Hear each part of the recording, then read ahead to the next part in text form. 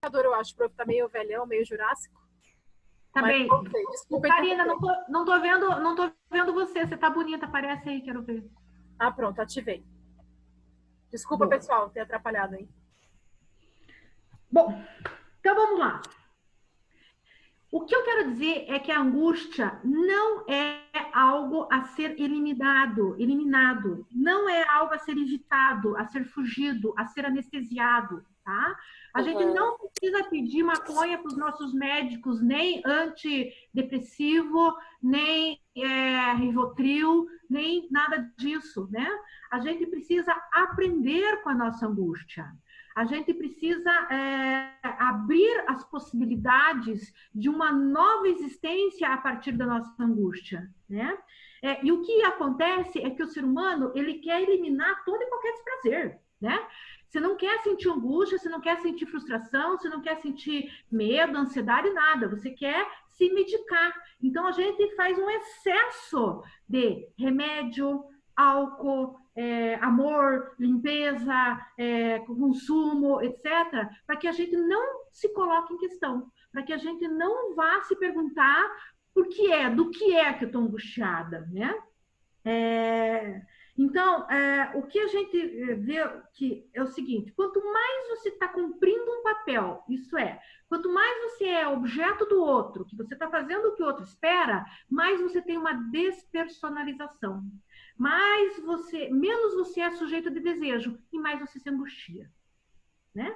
Quanto mais você abre mão da sua subjetividade, do seu desejo, da sua vontade de ir, da sua natureza, mais isso te coloca à mercê do outro, objeto do outro, e isso tem um preço para a subjetividade, que é um sofrimento grande, né? Sufocante, que é você apagar a sua subjetividade, seja com remédio, seja com consumismo, seja com beleza, seja com sei lá o quê, e se colocar como o outro quer, como o outro espera, né? Gente, isso pode ser, na verdade, uma maldição, né? Se você sempre responder à demanda dos outros como objeto, isso vai te condenar a nunca existir, a sempre ser a marionete do outro, né? É complicado isso que eu estou dizendo, não é simples, não, porque a gente romper com o que o outro espera exige coragem e a gente paga um preço, porque algumas relações a gente tem que, bom, enfim, abrir mão, né? Para não ser mais objeto do outro. Bem, então a gente sempre está nesse jogo, nesse joguete com o outro. E quanto mais a gente abre mão do nosso desejo, abre mão da nossa subjetividade, abre mão do que a gente mais sofrimento e mais angústia acontece. Tem um outro conceito em psicanálise que é o conceito de repetição, compulsão à repetição, né? Que é típico da pulsão de morte. Lembram a pulsão de morte? Lembram. Lembro, professora. Que bom. O ser humano ele vai ter uma tendência a repetir o conhecido. A gente tem muita dificuldade com o novo, né? A gente recua diante do novo. A gente volta sempre para esse lugar conhecido, mesmo que às vezes não seja bom nem confortável, nem prazeroso. Talvez a gente prefira ficar no conhecido, mesmo que desconfortável, né? Então, o que a proposta da psicanálise faz é que a repetição não precisa ser um vetor virado para trás, para o passado, para você ser o que você sempre foi. A menina bonitinha que a mamãe esperava, a aluna perfeita, a esposa, não sei o quê, né? Você pode, quando se questiona em angústia, descobrir novas coisas, descobrir novos objetos, descobrir uma nova pessoa, né? Mas isso, então, a gente precisa se apropriar disso. E não é se medicando, e não é bebendo, e não é consumindo que a gente vai ter esse tipo de questão. Oi, Cíntia! Tudo bem? Tudo, e Bem, você? bem também. Uhum. Só cansada desse isolamento, né? Cada vez Sim. mais. O isolamento parece que cada vez mais se estende. Quando você acha que vai acabar, tem mais meses pela frente, né? Uhum. Bem, então, agora vamos voltar. A gente já tratou do medo, com o objeto bem definido, a angústia, que é a relação da tua relação com a tua subjetividade, com a tua falta, e a ansiedade, que ora tem um objeto empírico, ora pode ser que não tenha um objeto empírico, né? A ansiedade, pela medicina, ela é denominada de várias formas, como angústia, tristeza, medo, fobia, pânico, depressão, melancolia, luto, de uma forma generalizada, não muito especificada, tá? E a ansiedade eu estava vendo uma palestra do Christian Dunker falando que é o transtorno mais frequente que as pessoas têm em São Paulo, que foi feita uma pesquisa de 5 a 10% das pessoas demonstram ansiedade, tem crise de ansiedade, tem transtorno de ansiedade, e que é plenamente possível ser tratado pela psicanálise de uma maneira bem rápida, né? A psicanálise tem aí esse ranço, essa fama de que é muito longa, né? E em geral é mesmo longo, mas quando você tem um problema focal, você pode trabalhar muito rapidamente com transtorno de pânico, com uma fobia, com uma ansiedade, tá? No DSM-5, a gente vai ter vários tipos de ansiedade e elas são classificadas conforme os estágios do desenvolvimento. Então, lá eles começam com ansiedade em crianças. Vejam só, até as crianças têm ansiedade, né? Chamado de transtorno de ansiedade de separação, né? Depois eles têm uma outra que é o mutismo seletivo, que também inicia na infância e pode se estender à vida adulta. É quando a pessoa não consegue falar, né? Em determinados lugares, com determinadas pessoas, ela não consegue se expressar, né? Aí tem várias outras, a fobia específica, transtorno de ansiedade social, transtorno de pânico, agorafobia, transtorno de ansiedade generalizada e etc. Tá? Bem, o que a gente precisa também entender que o DSM-5, né, que é o Manual Estatístico de Transtornos Mentais, usados pelos médicos, pelos psiquiatras, por alguns psicólogos, inclusive, eles vão fazer só uma descrição fenomenológica, uma descrição dos sintomas que você tem, né? Eles não vão tratar e nem se preocupar com a origem, com a causa, tá? Por isso que não se chama mais de doença, se chama transtorno, porque a doença, ela implica em você saber a origem, conhecer a origem da doença. E transtorno não, né? Então, eles fazem só uma descrição fenológica de sintomas, sintomática, e medicam, né? Na verdade, tem um protocolo que os médicos fazem que é associar a medicação com a psicoterapia, né? Mas a psicanálise, ela vai querer saber da causa, da origem, né, disso. E tanto a ansiedade quanto a angústia, ela, na verdade, elas são defesas do nosso ego, né? Defesas do nosso eu. É um mecanismo de defesa. Por algum motivo, o nosso eu se sente ameaçado e a gente se defende com mecanismos psicológicos ricos, plásticos, né? Por exemplo, como no objeto fóbico, que não é do cachorro que eu tenho medo, mas é do que ele representa para mim, né? Não é do cavalo que o pequeno Hans tinha medo, mas era um medo deslocado, né? E uma agressividade deslocada do pai, né? Essa coisa ambivalente que ele sentia pelo pai, ele sentia também pelo cachorro, né?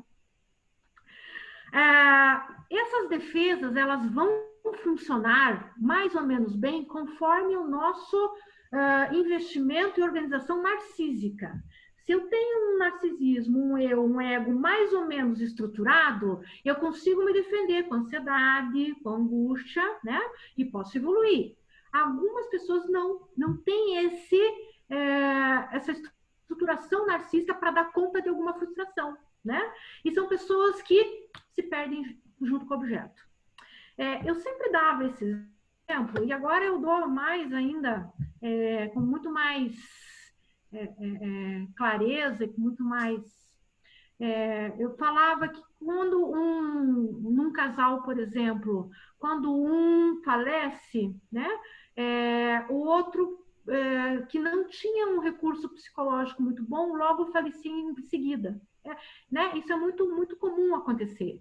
E, infelizmente, é o que aconteceu na minha família. Né? Quando meu pai faleceu, a minha mãe se entristeceu de uma maneira, entrou num estágio de melancolia muito maior do que uma depressão, que ela não conseguiu superar. Né? Não tinha filho, não tinha filha, não tinha neto, não tinha nada que ocupasse esse lugar que o meu pai ocupava na vida dela, né? Por quê? Porque a defesa estrutural, egóica dela tinha aí uma falha que ela tinha eleito ele como se fosse um único ponto aí de estruturação, de satisfação, de retorno, de organização, né? E isso é muito comum. Então, pessoas que perdem, por exemplo, um trabalho, às vezes se perdem junto, não conseguem investir em outro trabalho e sair para a vida, se deprime e não consegue mais voltar a trabalhar. Ou perdem uma pessoa, se perdem junto, tá? Aí nós estamos falando da melancolia, que é diferente da ansiedade e da angústia. Ansiedade e angústia são pessoas que têm um reforçamento narcísico egóico maior, né? Melhor. Bom, o que está acontecendo, então, na pandemia, né? Agora vamos falar de uma ansiedade específica, bem atual, bem específica dos tempos de hoje, né? Na pandemia, principalmente com o isolamento, com o afastamento dos nossos objetos lá fora, a gente está cada vez mais próximos da gente mesmo, né? E a gente vai precisar de mais mecanismos de defesa para a gente não se haver com angústia, não se perguntar o que me angustia, o que me falta, o que eu quero, o que eu sou. Se o que eu estou sendo agora é só um papel social que eu estou desenvolvendo, porque o outro espera isso de mim, ou se é verdadeiramente o que eu quero, o que eu desejo, o que eu sou, né? Tem uma cliente minha que falou na minha análise que na pandemia aparece o melhor e o pior de nós mesmos, né?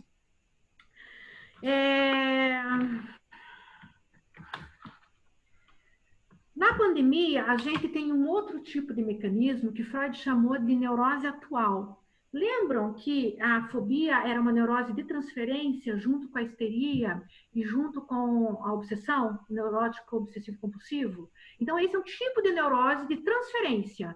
É algo que já existia lá atrás e que a gente atualiza, que a gente transfere para hoje, né? Então, essas são as neuroses de transferência. Mas Freud diz que tem uma neurose chamada neurose atual, que ela funciona igual a neurose pós-traumática, a neurose de guerra. Freud foi estudar e os efeitos em algumas pessoas pós-traumáticas de guerra, né? Então, algumas pessoas, elas reviviam o momento de sofrimento aqui agora exatamente da mesma maneira que viveram lá na guerra, né? Que se chama, então, neurose atual. Então, é uma neurose que não tem um fundamento e uma base lá da nossa história de vida, da nossa novela familiar, da organização familiar, nossa história de vida, etc. Mas é um momento em que você viveu e que você repete aquele sofrimento incansavelmente, né? Então, o que a gente vive hoje na pandemia é o que Freud denominou de ansiedade atual, tá? Que é uma ansiedade, não é ansiedade atual, não, uma neurose atual, que é uma neurose traumática, tá? Um pouco diferente da neurose de transferência. Por quê? O que aconteceu? Aconteceu que a quarentena nos obrigou os nossos espaços, a sair de lugares e ir para outros, né? Então, alguns lugares tinham coisas muito legais que eu gostava de fazer. Eu gostava de estar com vocês, eu adorava dar aula, né? Aliás, a minha pandemia começou antes da de vocês, né? A minha pandemia começou antes do que a pandemia do coronavírus, né? E vocês também, né? As crianças, por exemplo, não podem mais ir para aula, né? A gente não pode mais sair, a gente não pode mais ver as pessoas, a gente não pode mais trabalhar. Então, tudo aquilo que me dava um prazer, que me dava um retorno, que me dava uma satisfação, foi interrompido, né? Nos obrigou a renunciar tudo isso. Eu fiquei pensando esses dias que no sábado passado ia ser a festa junina na escola do meu filho. E eu fico imaginando o quanto é legal para um adolescente de 13 anos ir para uma festa junina na escola, sem os pais, e passar o dia inteiro só com os amigos, numa festa junina, comendo pipoca e bobagem e só se divertindo, não é? Isso é muito legal, inesquecível, prazeroso, né? Mas isso foi interrompido, né? Isso ele não pode mais. Então, os nossos objetos que davam prazer, lembra os nossos objetos que nos falta e que a gente vai correr atrás, da bota, do trabalho, dos amigos, do filho, etc. Esses objetos que a gente investe a nossa energia, que a gente investe a nossa crença de que aquilo vai me dar retorno, hoje eu não tenho mais, praticamente nenhum, né? Então, isso é uma quebra do circuito pulsional, né? A gente tinha uma pulsão que a gente investia, uma energia psíquica e fisiológica e somática, que a gente investia nos nossos objetos e que a gente tinha de volta, tinha retorno, né? Nunca fechava, nunca te deixava completamente feliz, mas tinha aí um tempo efêmero que passava que você ficava contentinha com aquilo, depois queria outra coisa, aí queria sair com os amigos, aí queria jantar, comer, etc, né?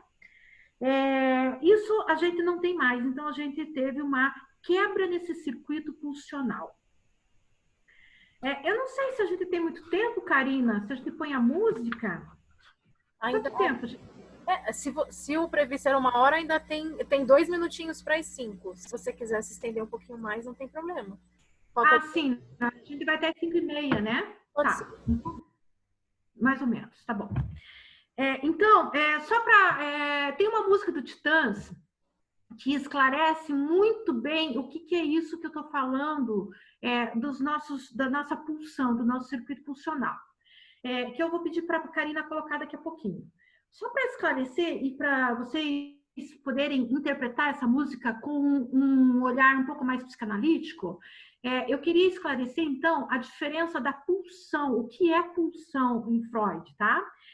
Freud foi estudar no ser humano o que dava prazer nas pessoas, né?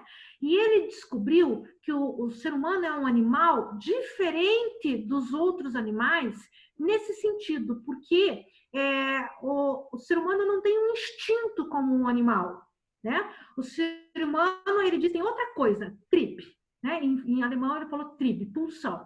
Em alemão essa palavra é muito usada, muito conhecida, Trieb, pulsão, que é a força motriz, né? Que na biologia eles usam que é a força que uma planta tem para se desenvolver atrás do sol e crescer, né? Então é algo que dentro, Freud também usa que é a locomotiva do trem, né? É essa força, essa vontade, esse desejo que nos leva em busca de alguma coisa diferente dos animais. Porque os animais, eles têm um instinto que um objeto bem fácil fecha. Ele está com fome, ele vai lá, mata uma presa, come, pronto, né? Você está com fome, você vai lá na geladeira e fala, puta, de novo isso, não quero comer isso, não aguento mais. Não é fome, né? Ou então se fala, eu tenho fome daquele pão de bolinha de chuva. Já comeram bolinha de chuva? A mãe de vocês...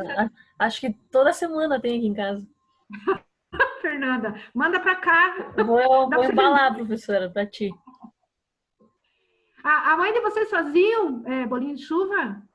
Gente, era muito bom quando você era criança que tinha bolinho de chuva, né? Fernanda não sente falta porque tem até hoje, né? Agora, abençoada, né? Abençoada. Quando você não tiver mais bolinho de chuva, você vai sentir uma falta. Então, a gente quer comer aquela comida, né? E tem gente que não come, passa fome, mas não come se for aquela comida do desejo, aquela comida afetiva, né? É diferente do animal, porque o animal, então, ele vai se satisfazer com aquilo que lhe ocorrer, né? O instinto sexual do animal é para reprodução, né? Se uma fêmea está no cio, eles vão, o macho vai fazer a dança do acasalamento, vai seduzir, né? E eles vão, então, fazer procriação, vão fazer como é? Reprodução é procriação. Uhum. O ser humano não. A gente transa, a gente faz sexo por vários outros motivos e muito menos para procriação, né?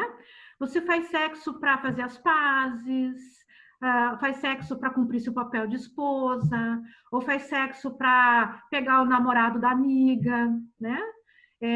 A gente tem, então, as nossas pulsões, os nossos instintos, eles são muito mais ordenados pelas representações mentais que os animais não têm, né?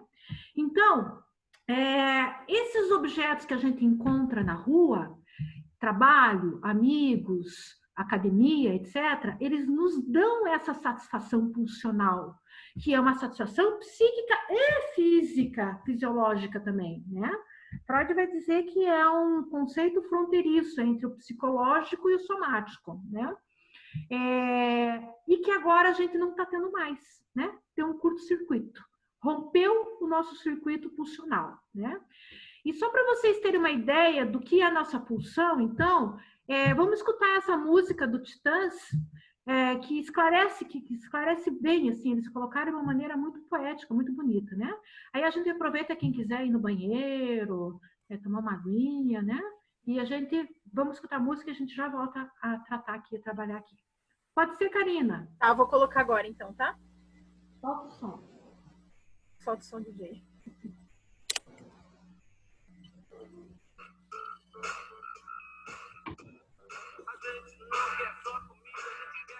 Aberto, meu avô.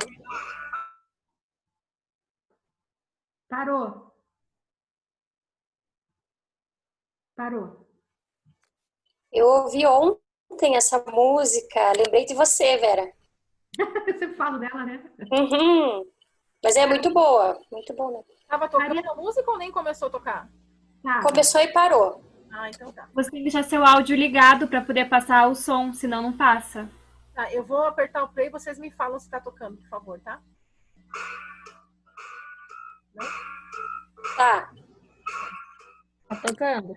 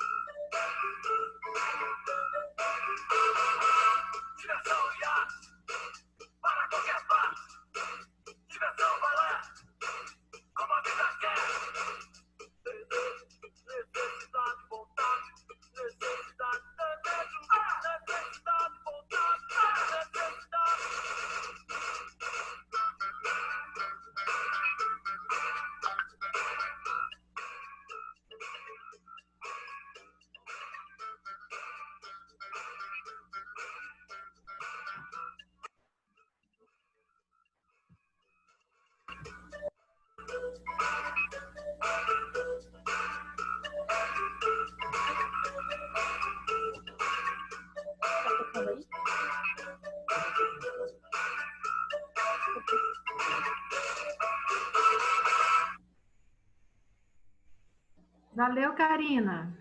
Deu pra ouvir, né? Deu? Todo mundo ouviu? Sim, deu para ouvir. Ah, tá bom. Uhum. Ô, Karina, o seu marido tá assistindo também? Tá ouvindo? Tá participando? Ele tá ouvindo aqui comigo. Ele Tá tá bom. Pergunta se ele tá entendendo. Tá entendendo? Tá.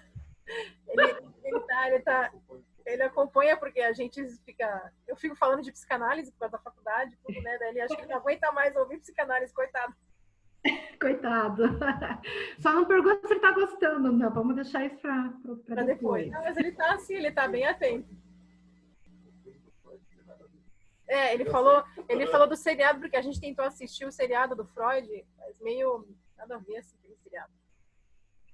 Não, nada a ver. Ele tem alguns elementos verídicos, né? O seriado. Aliás, uma produção belíssima, né? Muito bem produzida, tudo. Mas não, é longe da realidade do que Freud viveu, muito longe. Agora, alguns elementos aconteceu, né? A Luiz Salomé existiu, ele teve uma relação com a Luiz Salomé teve uma relação muito amorosa com Nietzsche, bem legal, mas o seriado é muito comercial, né? É bacana só pra gente apreciar artisticamente, né?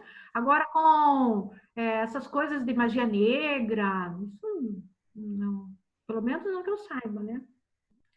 Bem, então a música vai dizer assim, ó, você tem sede de quê? Você tem fome do quê, né? Então, um animal tem sede, tem fome de um objeto específico, né? O ser humano ele tem um desejo, uma sede, uma fome não só de comida, ele diz de diversão e arte, uma saída para qualquer parte, né? A gente quer fazer amor e quer ter prazer para aliviar a dor, né? Então, essa música fala muito claramente assim do que é a pulsão humana, né?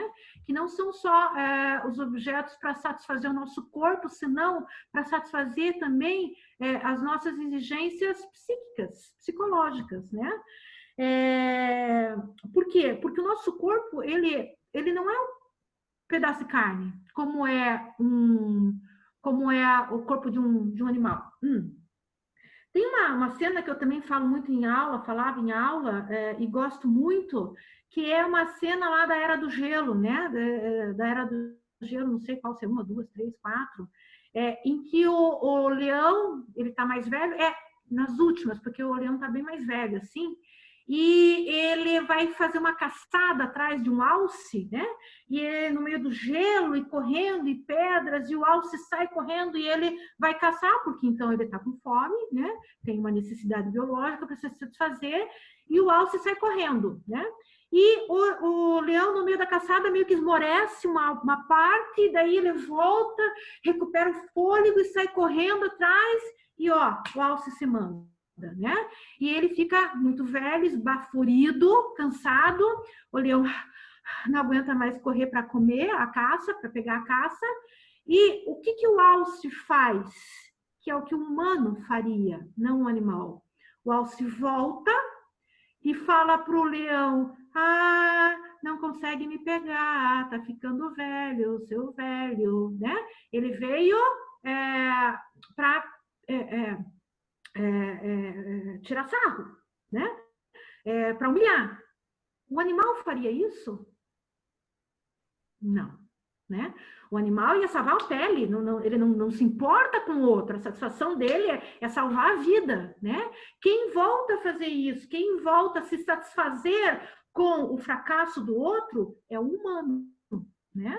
A gente, por exemplo, vê alguns animais, quando suas crias nascem muito frágeis, com defeitos, eles comem. Mas eles comem para que aquela cria, sabe que aquela cria não vai poder se desenvolver, a lei da natureza vai ser maior e ele vai morrer, né? E o ser humano, a gente vê algumas mães e pais que entregam seus filhos, que colocam no lixo, né? Crianças saudáveis, né? Então, essa questão do instinto animal é muito diferente da pulsão, do instinto humano, né? Na música ele vai dizer desejo, necessidade e vontade. E é bem essa a diferença que Lacan faz para elaborar a pulsão humana, né?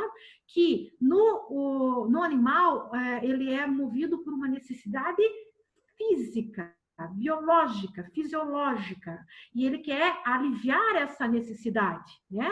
Com comida, com reprodução, etc. No ser humano, a gente não quer comer qualquer coisa, a gente não quer só fugir dos nossos algozes, a gente vai lá para mostrar que a gente é melhor ou mais rápido do que o outro, né? Então, a gente vai ter uma questão muito mais do que necessidade, é uma pulsão, uma satisfação psíquica, psicossomática, né? Que é um desejo, seja qual for, por exemplo, de se sobrepor ao outro, né? E a vontade ainda também é diferente. Se a necessidade é da ordem física, o desejo é da ordem inconsciente e a vontade é da ordem do discurso consciente, do discurso do eu, do discurso social, da linguagem social. É aquilo de eu querer aparecer bem na foto, daquilo de eu me apresentar bem, de mostrar para os outros que eu estou, então, magra, bonita, rica e feliz, né? Que a gente fique bem. Então, a vontade são objetos da nossa consciência, diferente da nossa pulsão, que é um desejo inconsciente, tá? O que acontece é o seguinte, então, que o nosso desejo, a nossa energia, a nossa pulsão, a nossa libido vincula, faz traço com alguns objetos externos, né? E a gente precisa desses objetos para que eles nos deem retorno, né? A gente vê isso muito claramente no amor ou nas relações sociais, que a gente quer porque quer e precisa ser aceito. A gente faz coisas absurdas para ser bem visto, para ser amado, para ser, né, desejado pelos outros, né? Então, a gente faz um laço com esse objeto para que a nossa pulsão, o nosso desejo, circule o objeto e volte para mim e me dê o quê? Me dê aquilo que da minha pulsão, aquilo que eu quero, que é a satisfação de ser amada, a satisfação de ser reconhecida, a satisfação de ser desejada pelos outros, tá? E a pandemia quebrou tudo isso. Vai ter todo mundo que ficar em casa, pegar o seu reconhecimento, pegar a sua libido, tirar da escola, do trabalho, dos bares, das relações, e você vai ter que ficar com isso investida em você mesmo. Aí que são elas, né? Aí que a gente vai se defender. Com o quê? Com ansiedade, com angústia, né? Com fobia. Então, a gente vai se defender para isso. Com isso, desse jeito. Tem alguns destinos que essa energia, essa pulsão que a gente tirou dos objetos externos e voltou para o nosso eu, para o nosso ego, ele pode ter alguns destinos, tá? Algumas vicissitudes. A gente, muitas vezes, faz o que Lacan chamou de passagem ao ato, e que as psicoses fazem act-out, né? Contrário. A psicose faz passagem ao ato e a gente da neurose faz act-out, que é o quê? A gente volta toda essa tensão, todo esse desejo, toda essa energia psíquica para nós mesmos, e aí a gente vai fazer transtornos físicos, fisiológicos. Aí você vai ter insônia, você vai ter cansaço, você vai ter sintomas parecidos do Covid, você não consegue respirar, você tem rigidez nas pernas, nos braços, você faz fibromialgia, né? Então, um destino dessa tensão psicológica que a gente colocava no objeto lá fora e que me dava algum tipo de retorno, não aquele pleno que eu queria para sempre, né? Que me desse a felicidade para sempre. Mas um desses... desse destino que vou ter que voltar para mim é então o psicossomático, né? A gente vai descontar no nosso corpo. Nosso corpo vai pagar o preço, tá? Outro destino é um quadro de angústia ou de fobia, né? Então, você pode estar com um quadro fóbico de alguma coisa que esteja, na verdade, dizendo da tua insuportabilidade de não ter alguns objetos que você tinha lá fora, né? Ou outro destino que a gente pode dar são anestesias. A gente pode se anestesiar. Inclusive, tem uma pesquisa que está dizendo que está se vendendo, se consumindo muito mais álcool para beber em casa do que nunca. E muito mais chocolate também, né? Então, o que a gente vai fazer? A gente vai se anestesiar com drogas, com álcool, com chocolate, com comida, com limpeza, com trabalho, né?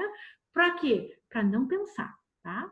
A gente vai dar um destino possível para aquilo que é da ordem do impossível. Para eu não me haver com essa angústia, para não me haver com o meu desejo, eu vou, então, fazer um desses destinos. Ou eu faço um transtorno no corpo, uma doença no corpo, ou eu faço um quadro de angústia, de fobia, ou eu faço uma anestesia com as drogas lícitas ou ilícitas, tá? E a proposta da psicanálise, então, é que esse destino, o mais saudável que a gente tem, então, seja o destino dessa pulsão que está toda investida em mim agora, seja o do falar, o do se expressar, tá?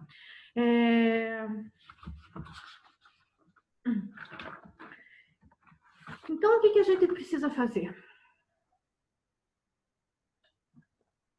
A gente precisa, primeiro, saber o que a nossa angústia está sinalizando, o que ela está dizendo, né? Você precisa se questionar. O Christian Dunker falou o seguinte, que ou a gente se ocupa ou a gente se escuta. O destino da nossa angústia agora em tempo de pandemia ou você se ocupa ou você se escuta. Ou você se ocupa com mais Rivotril, com mais droga, com mais trabalho, com mais videogame, com mais bebida, com mais violência, ou você se escuta, né? Ou você vai saber, vai perguntar se é esse casamento mesmo que você queria, porque tá uma bosta, porque tá violento. Mas você precisa saber que antes da pandemia, ele já estava ruim, ele já era violento, mas você não tinha tempo para saber disso, para se ocupar disso, para se questionar disso, né? Você saía disso. Então, a gente precisa saber escutar a nossa angústia, e a gente precisa fazer um luto, tá? Então, se eu não posso mais na festa junina, né, com os meus amigos, eu vou ter que elaborar o luto, elaborar essa perda e reinvestir a minha energia em novos objetos de satisfação. É o que temos para hoje, né? Você vai ter que ver outras coisas que você gosta, que você sente prazer, né? Então, em psicanálise, a gente fala que o que não encontra a palavra produz sintoma. Então, a gente precisa saber, reconhecer, parar de se anestesiar, de se fugir e precisa, sobretudo, expressar, falar. Quando eu digo expressar, é também se escutar, né? Saber, deixar o seu desejo inconsciente se expressar, saber que recado ele está dizendo, né? Então, nesse tempo, agora, a gente precisa usar a nossa angústia e a nossa ansiedade em nosso favor. Porque se a gente for agir como sempre agiu, tá? A gente vai fazer uma repetição com o vetor virado para o passado. Vai ser sempre igual da mesma maneira, né? E a gente precisa, então, fazer o que em psicanálise a gente chama de ressignificação subjetiva, elaboração psicanalítica, né? Que é uma mudança interna, né? De verdade, para valer. E aí, algumas coisas a gente vai ter que pagar o preço, como romper algumas relações abusivas, romper relações violentas, romper relações de humilhação, romper gastos excessivos, e etc. Né? Então, o que a gente precisa fazer é não ficar sozinhos, é se expressar, é falar e ouvir, né? É reordenar o nosso mundo interno, é retificar, redimensionar. O que não é um trabalho simples, nem fácil, e nem com garantias, né? Mas certamente é a saída mais saudável. É o que pode produzir maior saúde mental do que todos os outros destinos, né? Do que as anestesias, do que os transtornos psicossomáticos, etc. Uhum. Tá bem. Então, só para acabar, então, a angústia nos faz sofrer, mas também é a angústia a possibilidade de novas descobertas, de novas relações, tá? Ao mesmo tempo que ela é um vetor de sofrimento, ela também pode nos dar novas identificações, novos objetos, novas satisfações, novas relações transferenciais, né? Que é a saída mais saudável aí. Mas para isso a gente tem que fazer luta e abandonar os nossos as nossas velhas repetições, né? Comportamentos repetitivos, como diria o pessoal da cognitiva. Uhum. Eu tinha 2 perguntas para fazer, prof, mas eu acho que você já respondeu. Então, acho que eu nem vou fazer. Que uma perguntou como minimizar os danos psicológicos causados pelo confinamento. Você falou sobre isso de parar de se ocupar e começar a se escutar, né? E a outra era como que a psicoterapia poderia intervir diante dessa ansiedade forçada e se adaptar a algo inesperado e ameaçador como essa questão do Covid. Então, a psicoterapia e principalmente a psicanálise é o campo da escuta. A nossa única ferramenta é a palavra. A gente não trabalha com o corpo, não faz massagem, não faz nada, né? E tendo essa expressão dessa energia inconsciente que não encontra mais vazão, que a pessoa pode, então, se conhecer, se entender, romper com o que tinha antes e fazer luto do que perdeu e pode começar a investir em outras coisas, né? Eu tenho um cliente, por exemplo, que ele trabalha... ele é cientista, mas ele gosta muito de academia, de musculação. Mas ele tem uma relação muito ruim com as pessoas, assim, ele gosta muito do isolamento, de ficar só... Inclusive, ele está reclamando do isolamento porque ele não consegue mais ficar isolado, né? A família está em casa, ele não consegue mais ficar sozinho, né? E ele está montando uma academia na casa dele. E ele falou, eu não queria ir para academia. Ele queria malhar, agora ele malha em casa, né? Então, parece pouco, mas descobrir isso, para ele demorou anos, né? O que a gente podia fazer, assim, todo mundo aí abre o alto-falante, aí, o microfone, e pergunta, e comenta. Quem tiver dúvida, se quiser perguntar, fica à vontade.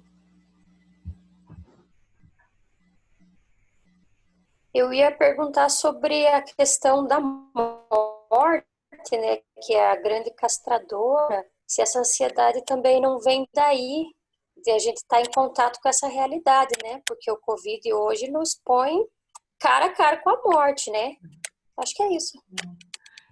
Camila, eu acho que grande pergunta mesmo, porque acho que o grande diferencial mesmo desse tempo da pandemia é a relação com a morte mesmo, né?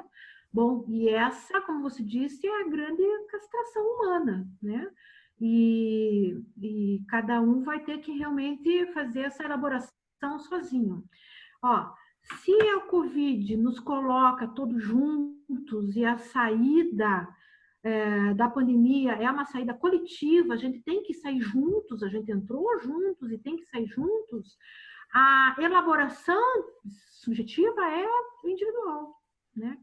Cada um vai elaborar, então, a morte, a perda, e talvez esse seja o fator realmente, não só perder os objetos externos do que você foi privado no isolamento, mas perder as pessoas de verdade, né? Sim. Cada um vai ter que elaborar a morte aí, como aí na humanidade a gente vem fazendo mesmo, né?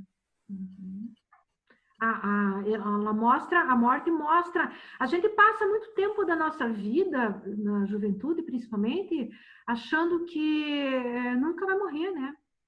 Que a morte não é pra gente. E aí quando a gente começa a perder as pessoas próximas, pai, mãe, amigos, e agora tanta gente, né? Porque agora em Curitiba você começa a conhecer gente que já contraiu o vírus, e você já começa a conhecer, ver notícias de pessoas conhecidas que morreram, né? Sim. E isso te coloca em xeque, né? Em questão. Uhum. E a elaboração da morte é mesmo individual, né? Não vai ter luto, não vai ter, não tem aconselhamento, não tem receita, né? Eu digo porque a morte às vezes é um tema evitado, né? E agora eu percebo que ele está bem escancarado. E eu vejo que a maioria das pessoas tem esse medo mesmo da morte, né? Acho que elas não param para pensar na angústia como entrar em contato com si mesmo, em parar para pensar no que te angustia, em pensar na causa. Elas só conseguem, pelo menos a maioria das pessoas com quem eu converso, é medo de contrair o vírus e morrer ou contaminar alguém e essa pessoa morrer, né? Então, acho que está muito mais escancarado, talvez. Uhum. Mas o que também não significa, Camila, que E a questão da angústia, comentando da... Vai. Segue aí. Será que ela caiu? Ficou pretinha ali? Será que caiu a chamada? Não, eu ia falar também da questão da...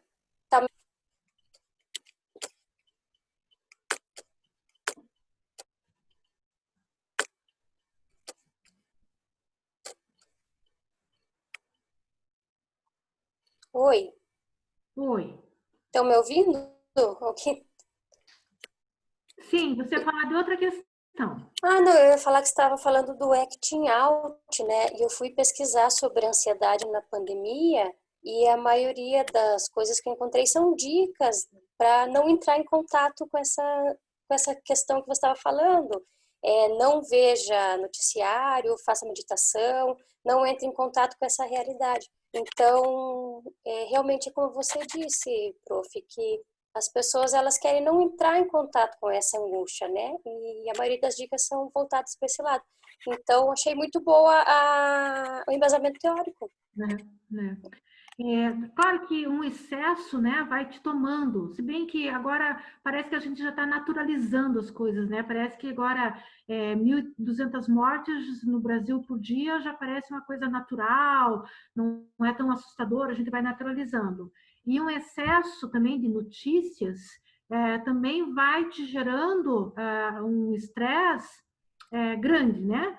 Agora, não querer saber disso é uma reação histérica de negação, que a gente vê no presidente, né? Se ninguém for falar para fora. Né? Sim. Agora, a questão da morte, da angústia, Camila, é bem legal isso que você está falando, porque ela nos coloca aí de frente a frente, né? Ela nos choca, ela nos impõe, mas é uma questão que a gente já lida desde os 5 anos com a morte. Só que dessa maneira, quem não querendo saber, não querendo falar, né? Como você disse, é um tema a ser escondido, a ser velado, né? Mas ela só atualiza o nosso saber sobre a morte. Sim. né? A gente vê, por exemplo, eu achava tão legal, as crianças pequenas que vão para a escola, aí, desde a creche, lá, desde bebezinho, quando elas têm por volta dos 4, 5 anos, elas começam a fazer um movimento de birra, de medo de ir para a escola, que é o que o DSM vai escrever como transtorno de separação. Mas, na verdade, é a saída do Édipo, que é onde ela vai ver, onde a criança vai perceber a diferença sexual anatômica, a diferença dos papéis sociais, vai perceber a castração e a morte. O que a criança tem medo ali de não entrar para a escola é saber se a mãe vai desaparecer ou vai morrer, se ela vai voltar ou não. Então, ela já sabe a morte, né? Só que daí a educação e toda a cultura humana vem para a gente distrair disso. Agora não, agora ela está aí, né? Acho que era isso. Mais alguém quer fazer mais alguma pergunta? Se não tiver, daí acho que a gente pode encerrar, né, prof? Vocês que sabem. Uhum.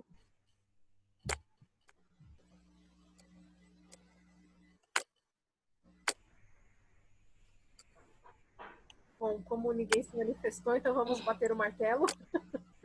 E Tá vamos bom.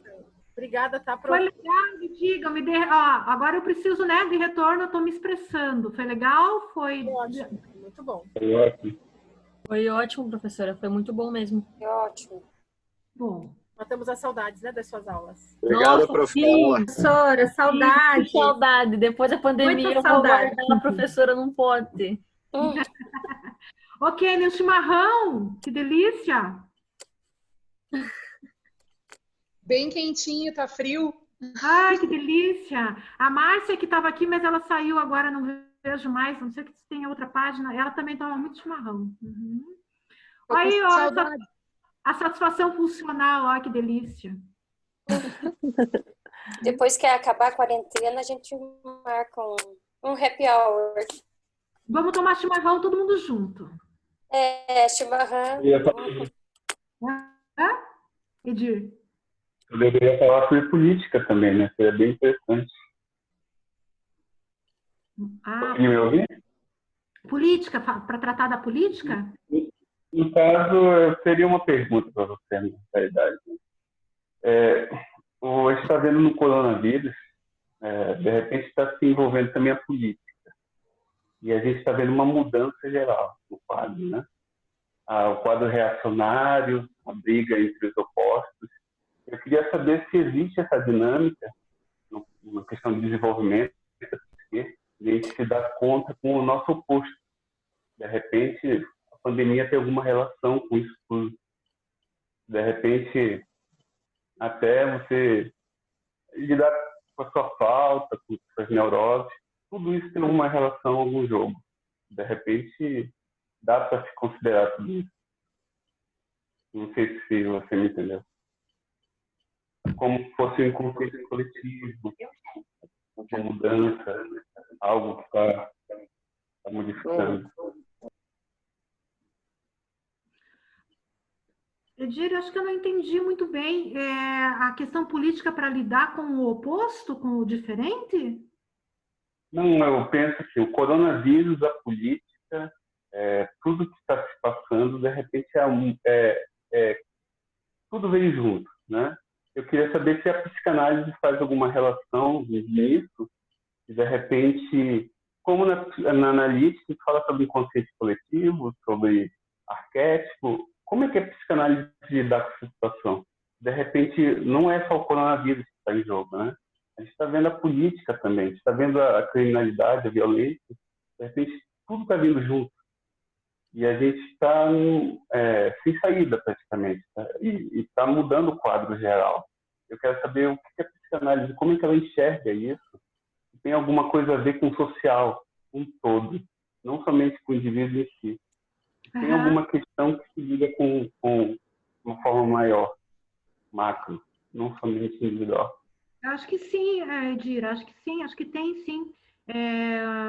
No começo da palestra, não sei se você já tinha entrado, eu coloquei que o que a pandemia está fazendo hoje tanto no público, quanto no privado, quanto no subjetivo, na verdade, não é criar nada de novo, não, né? Ela está só desvelando, ela está descortinando o que já existia, né? Acontece que agora a gente não se ocupa mais com outras coisas e estamos nos obrigando a ver o que já existia de políticas públicas, de relações políticas, de relação com o outro em cada país, né? E cada país está tratando da pandemia de formas diferentes e de formas já antigas, da mesma maneira que já se colocava. Então, essa crise política toda que a gente tem aqui agora, que a gente está vivendo, esse caos político, por exemplo, é um caos que sempre existiu.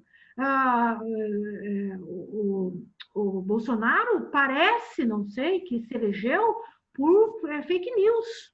Então, isso que ele está fazendo agora no governo dele, que entra gente, sai gente, e que ele quer impor um poder, e que quem não quer se submeter tem que sair, ele já fez para entrar na política, já foi assim.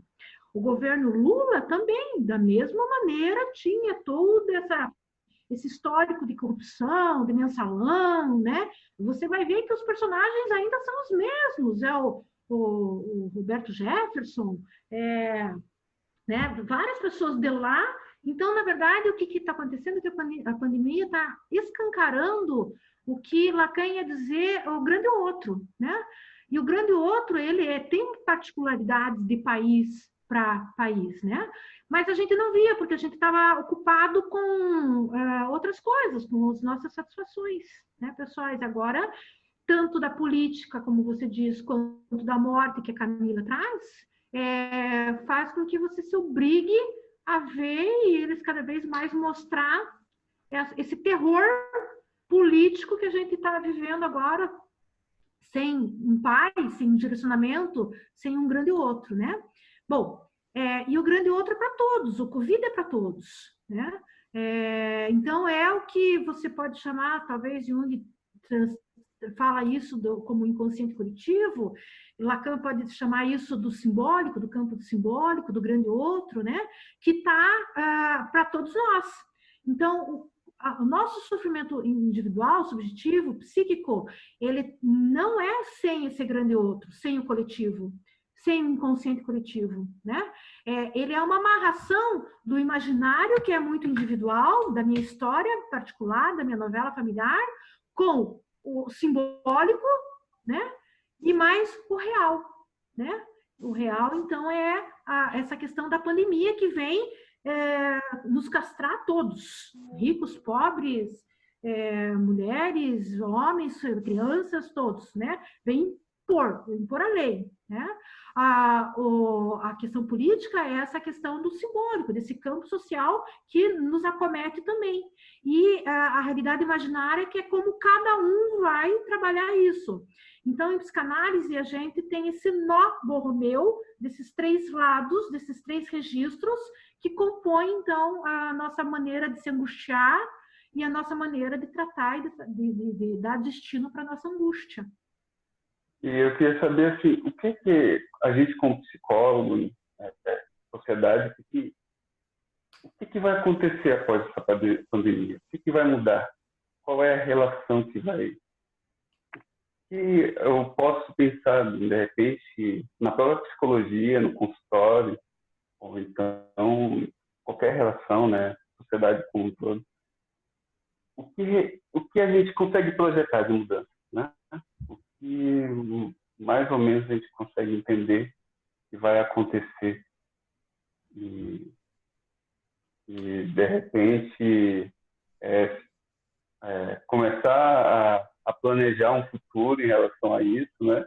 A gente nem sabe quando vai acabar a pandemia, não descobrir a vacina, isso vai demorar muito tempo. De repente a gente vai ter essa realidade estendida com muito e morte, e conviver com morte, e conviver com isolamento, a próximo isolamento, volta isolamento. Então é algo que está afetando tudo, questão financeira, né? Até na clínica, a gente está começando a atender online agora, algumas pessoas, né? Mas muitas delas preferem que a gente atenda na clínica mesmo. e financeiramente está perdendo, né? Não tem como não perder. Todo mundo está perdendo dinheiro. E essa relação que a gente tem com os objetos, como você fala, também tem a questão financeira também, né? Às vezes você perdendo dinheiro, você não consegue fazer determinada coisa. Você não O consegue ir dinheiro num é um clube. objeto, o dinheiro é um objeto de amor, de satisfação, claro, né? Mais um dos objetos. Uhum.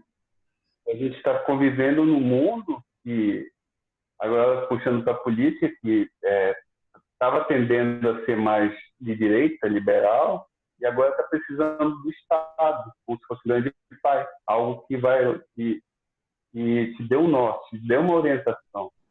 E a gente está necessitando disso, de alguém do Estado, da figura do Estado, para ajudar os trabalhadores, todas as pessoas, né? Porque a gente está sem um norte. Eu pergunto, qual é a perspectiva que a gente vai ter? Pode ser na psicologia. O que a gente pode pensar em relação a isso? De repente. Como trabalhar, e como ganhar dinheiro, como conviver. Eu acho que você colocou muitas coisas juntas, né? Uma das coisas é assim, olha, quanto menos subjetividade tiver uma pessoa, quanto menos esclarecimento da sua subjetividade uma pessoa tem, mais ela vai precisar do pai, mais ela vai precisar da lei, mais ela vai precisar do outro, né? Então, um dos trabalhos que a gente ganha com a psicoterapia é que a gente pode ir rompendo, né, com aquilo que com as normas sociais, com o outro que vai dizer o que fazer, o que não fazer, e você pode cada vez mais se colocando, né? Uma outra impressão que eu tenho é que para nossa área, principalmente para a área clínica, essa pandemia vai ampliar, né? É onde a gente vai ter, talvez de uma maneira diferente, não sei que modalidade, mas o número de pedidos, de demandas, não só por remédio, mas por psicoterapia, tem aumentado, né? Agora, que projeção vai ser feita aí no futuro social, no futuro profissional e especificamente clínico? Alguém tem alguma sugestão, alguma projeção, algum chute?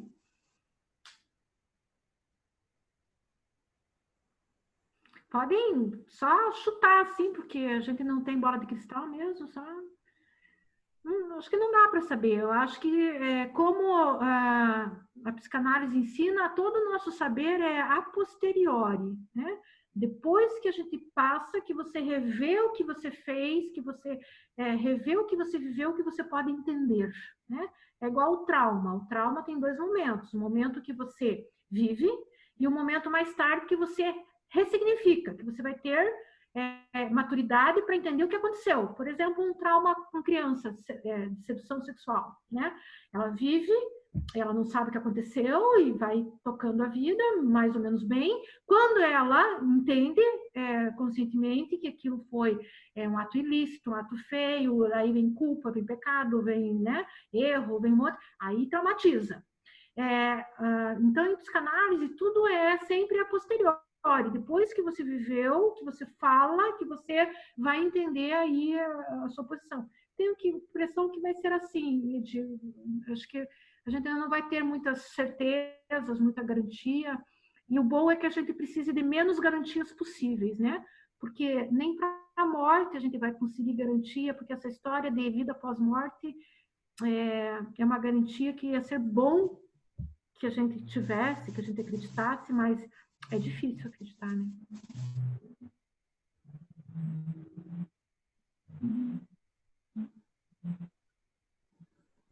Mais alguém tem alguma pergunta?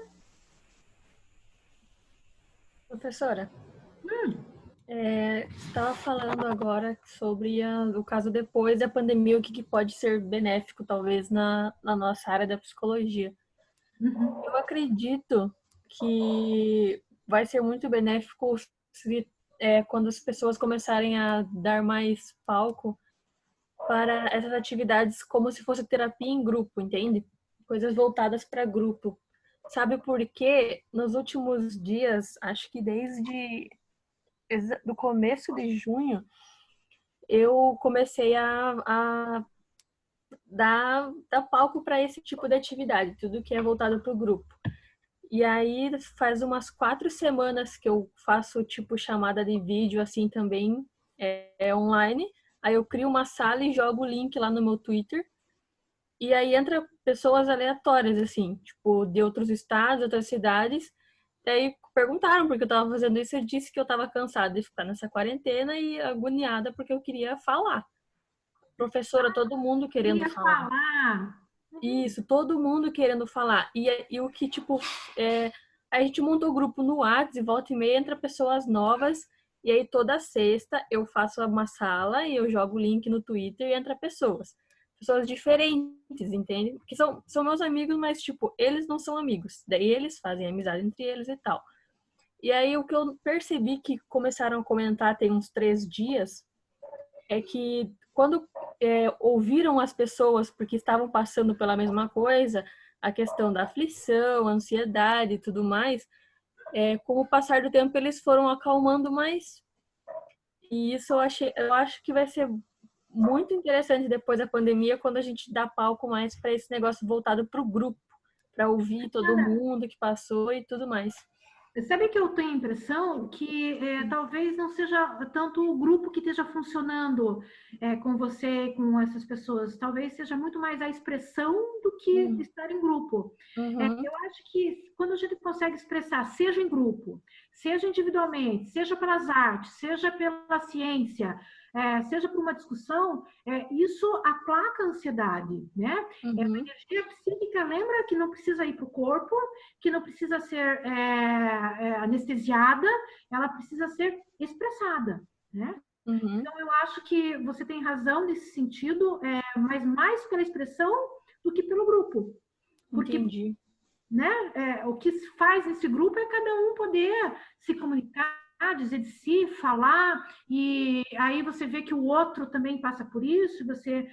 Eu tenho um cliente, por exemplo, que na reunião dos pais, da escola das filhas, a reunião é para os pais falarem deles, da angústia, tá todo mundo aqui assim, ó, saindo, né, querendo. Então, eu acho que uma expressão em grupo, com artes, com religião, com trabalhos, né, isso tudo favorece para que você se escute e se expresse, né, que é a saída mais saudável que a gente pode ter, eu acho, assim. Vou ir participar desse grupo. Nossa, professora, eu tô gostando pra caramba. Não dava tanto valor assim pra essa necessidade de expressão depois disso, mudou total.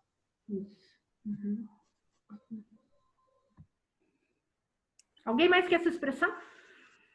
Não, eu ia falar que talvez mesmo aumente essa demanda pela procura do psicólogo, porque os transtornos mentais ficaram mais em evidência, né, com essa pandemia. Fala-se mais em transtornos mentais e no trabalho do pessoal da área da saúde, do psicólogo, né? Então, de repente, pode ser que quebre um pouco esse tabu, né? De que é só para loucos. Então, eu acredito que aumente sim a demanda. O que é bom, né? Importante também. Acho que sim, né? Eu ia perguntar, professor. Vou agradecer, né, Camila? Ah, sim. Fala, Edir. Oi, eu queria perguntar o que acontece com algumas pessoas que parece que não entendem a pandemia e que pensam que é uma gripezinha, né? E de repente não tem nem tipo de precaução e são pessoas às vezes reacionárias, né? E tornam até mais violentas. Eu queria saber o que acontece, que algumas pessoas parece que não têm medo e muitas pessoas têm um medo exacerbado e não saem de casa de jeito nenhum. E qual seria a nossa postura? Como eu, como psicólogo, devo orientar? Tanto o cuidado excessivo quanto a negação é uma reação histérica, né? Uma reação subjetiva. E eu tenho a impressão, de que menos do que orientar, a gente precisa mesmo fazer com que essas pessoas pensem do que elas têm tanto medo, que não pode sair nada de casa. Bom, tem um motivo real, né? A fobia também tem um motivo real, mas a gente sabe que todo motivo real, ele é sobreposto, né? Ele está condensando outros motivos transferenciais. Então, muito menos do que a gente orientar é a gente pôr a fala, deixar essa pessoa escuta, né? Se escutar, oferecer escuta para ela falar, para ela entender e saber, para daí ela poder se posicionar se ela quer continuar presa em casa ou ela pode se permitir aí, sei lá, em algum lugar. E a negação é a mesma coisa, né? É mais difícil alguém que nega tanto, tem uma reação histérica dessa de negar tanto a realidade e ir para análise, né? Eu acho que é um pouco mais difícil. Mas você não tem que orientar ela a sair ou entender o que aceitar o que está acontecendo. Você tem que oferecer espaço de escuta para que essa pessoa possa identificar e elaborar as questões que estão aí, né? Misturadas, condensadas, deslocadas, que são subjetivas sempre. Pelo menos em psicanálise, né? Tem, por exemplo, a cognitiva comportamental, com fobia, ela tem técnicas, né? De sensibilização sistemática, tudo isso. Mas a psicanálise tem ótimos resultados em 2, 3 sessões, que quando a pessoa fala de alguma coisa que não é nem da fobia, nem do transtorno fóbico, por exemplo, ela já perde. Esvazia os sintomas, esvazia e desaparece, né? Porque é um recalque, uma pressão muito grande para você não saber daquilo e você se ocupa com outra coisa. Entendi.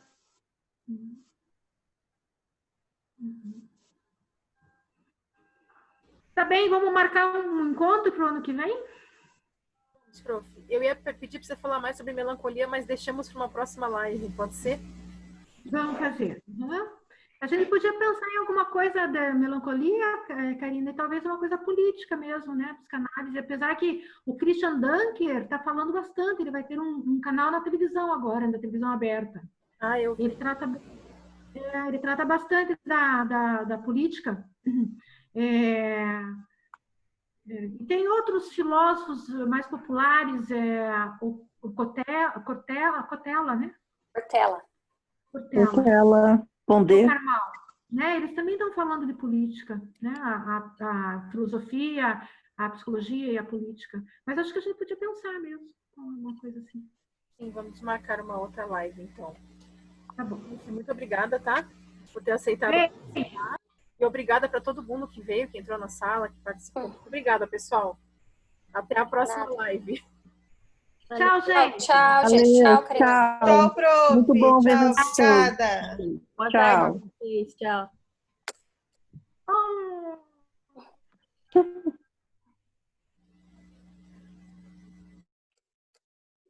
Karina, me ensina a fechar agora isso.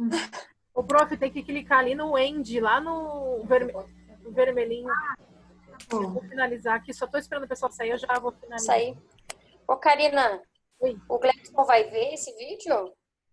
O Gledson? Eu acredito que sim, porque a gente gravou, daí eu vou enviar para ele. Que é para aula dele, né? Só mandar um beijo pro professor. Aproveita. Eu acho que ele... eu acho que ele tá trabalhando aqui em Campo Largo, às vezes eu trombo ele no mercado. Beijo, prof. Tá bom. Tchau, Beijo, Karina. Tchau, gente. Tchau. Ô, Karina, tem um monte de chat, de conversa ali, né? Nem respondi. O pessoal agradecendo, elogiando, o que você quer. Fica aí, então, eu deixo aí para você olhar. Quer ler? Para você ler com calma? Tá, acho que eu já vi. É tudo bem curtinho. Pessoal, boa tarde. Linda. Saudades. Todos estão ouvindo? Nossa, que incrível, né? É legal, né? Ai, meu Deus. Gostou? Das aulas? Eu adoro. Eu adoro o que você fala. Ah, que legal. E eu adoro vocês. Obrigada pelo convite, viu, gente? A gente que agradece. Obrigada por aceitar, né, Karina?